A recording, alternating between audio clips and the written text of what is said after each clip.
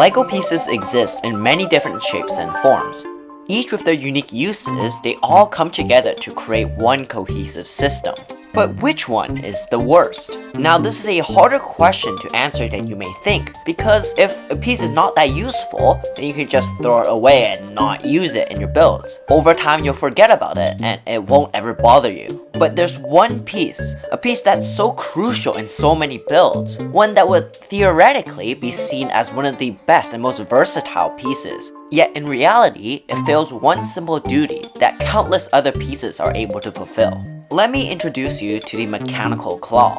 On the surface, you'll see that this part is made up of two main sections, the bar section and the clip section. In a previous video, I did a tier list on the usefulness of different pieces, and you'll see that the clips and bars are both in the S tier. And it's true, if you want to have any moving or angled parts in your build, you're gonna want some sort of clip, which is then also connected to handles, bars, and bar holders to form a versatile subsystem. And at the centerpiece of all of this is the mechanical wrench. You can stick it into its bar holder counterpart to create double-sided clips, or you can connect it to studs and build bars off of it. Seems like it's very versatile. But you see, there's just one problem. If you've watched closely, you would have noticed that this clip is slightly different from the other clips shown. There's an extra gap in the center of this clip, and is what causes its downfall.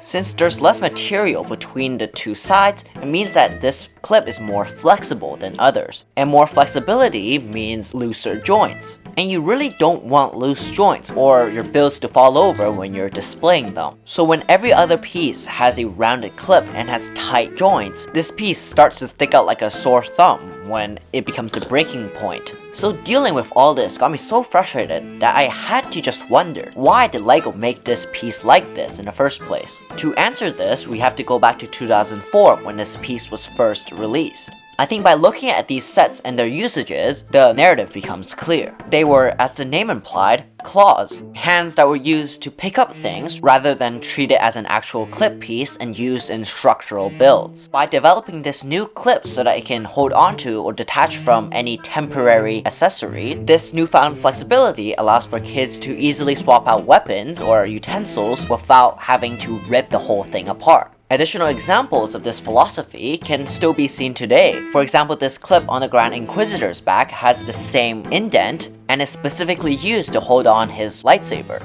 Or we can look at how the only instance of a 1x1 clip with this exact indent only appeared in these Ninjago blister packs to hold on to spears and swords. The difference though is that these clips eventually got phased out for a more modern and strong clip, while these mechanical claws still stayed essentially the same over the years, even though they've evolved beyond just being weapon holders and are actually used in structural builds. So maybe it's time for a redesign. I mean, all you have to do is take the clip from one of these pieces and stick it onto a bar, like this. And voila, you got a completely upgraded clip that can be used in more circumstances and stays in line with the design philosophy of all the other clips in your system. And maybe only then, this guy won't fall over all the time. Wait, what is that? Hold on. So you're telling me that this piece already exists? What? So why don't they use it in the actual sets then? Okay, yeah, I don't know what LEGO's thinking. This just solidifies that this piece has basically no use now anymore and should be replaced by the far better, yet more uncommon variant. In any case, that's all there is to say on that topic. Thank you for watching.